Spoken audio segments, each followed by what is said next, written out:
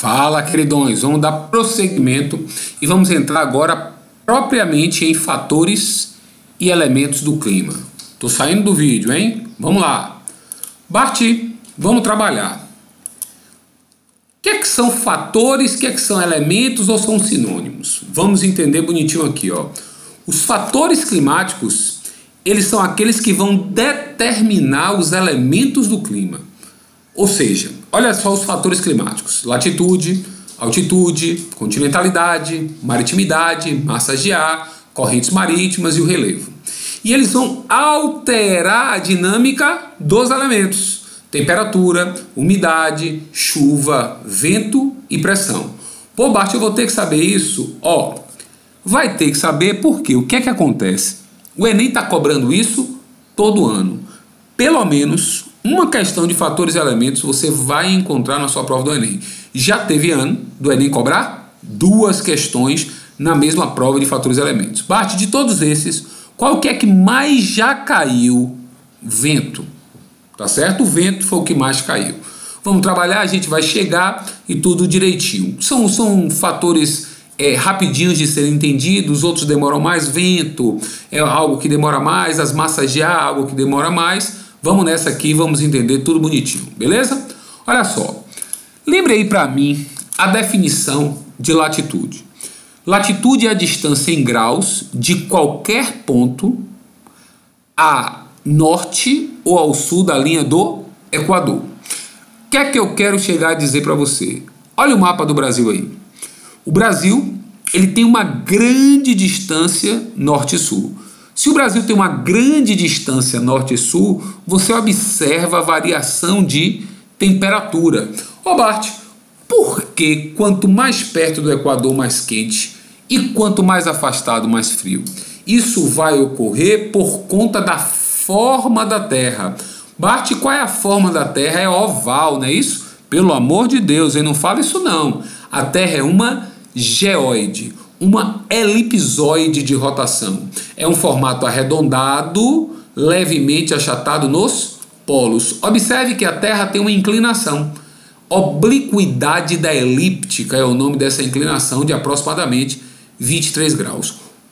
Pelo fato da forma geoidal da Terra, pelo fato da inclinação da Terra, o que é que vai acontecer, Bart?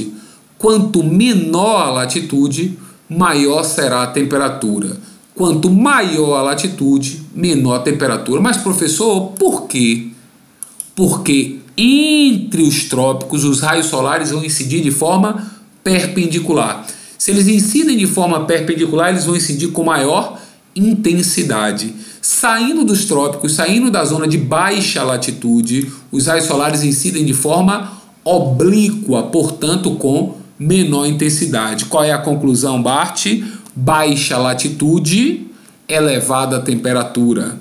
Alta latitude, baixa temperatura. Por quê, professor? Por causa da forma e da inclinação da Terra. Então, esse é o fator da latitude. No caso da altitude, Bart, quanto mais eu subo, mais eu tô perto do Sol, então é mais quente, pelo amor de Deus. Quanto mais você sobe, a temperatura vai diminuindo. Por quê, Bart? Porque os raios solares incidem primeiro na superfície.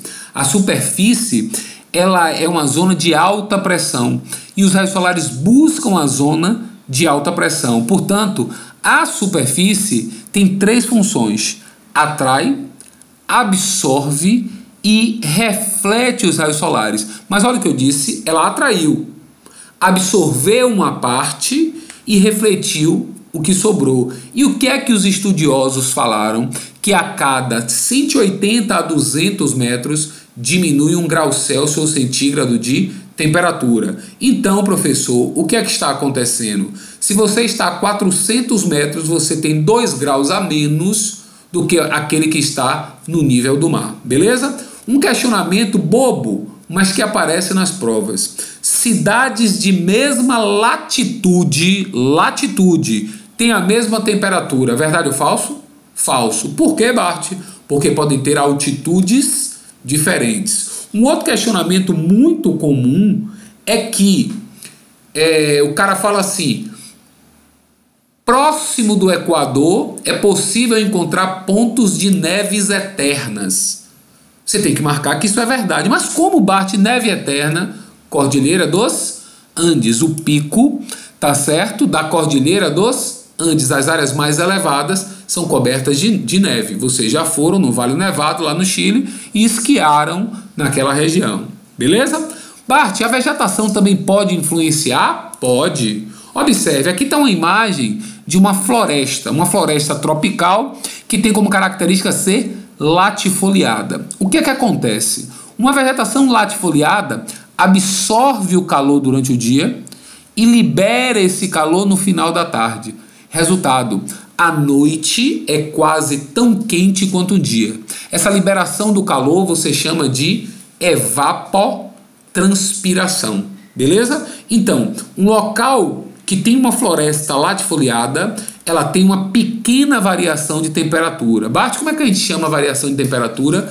Amplitude térmica. Por quê, professor? Porque a vegetação absorveu o calor durante o dia, liberou o calor durante a noite. Um dos apelidos da floresta amazônica é Inferno Verde. Beleza? A ponto que no ambiente de Caatinga, como você observa, Caatinga, que esse termo é um termo indígena, que significa mata branca, pelos tons claros da vegetação, uma vegetação acícola e foliada, absorve o calor durante o dia e libera esse calor à noite? Não. Ela absorve o calor, retém e transforma em água. Quando você parte um cactus, tem água dentro.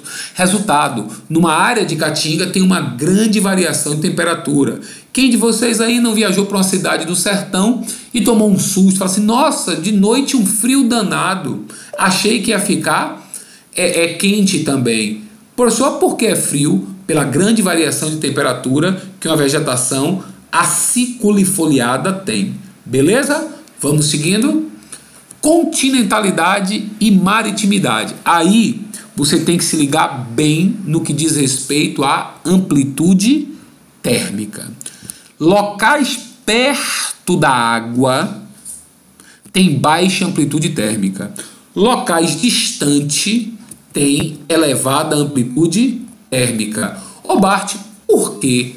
Locais perto do mar têm baixa amplitude térmica, porque a água demora de esquentar, mas também demora de esfriar. Um negócio que a física chama de calor específico. A ponto que o continente, o que é que acontece com o continente?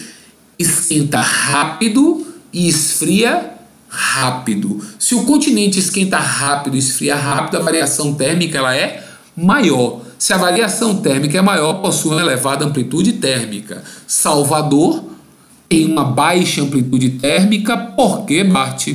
Porque está perto do mar, que demora de esquentar, mas demora de esfriar. Brasília, uma elevada amplitude térmica, porque esquenta rápido e esfria rápido, sofrendo a influência do continente. Beleza?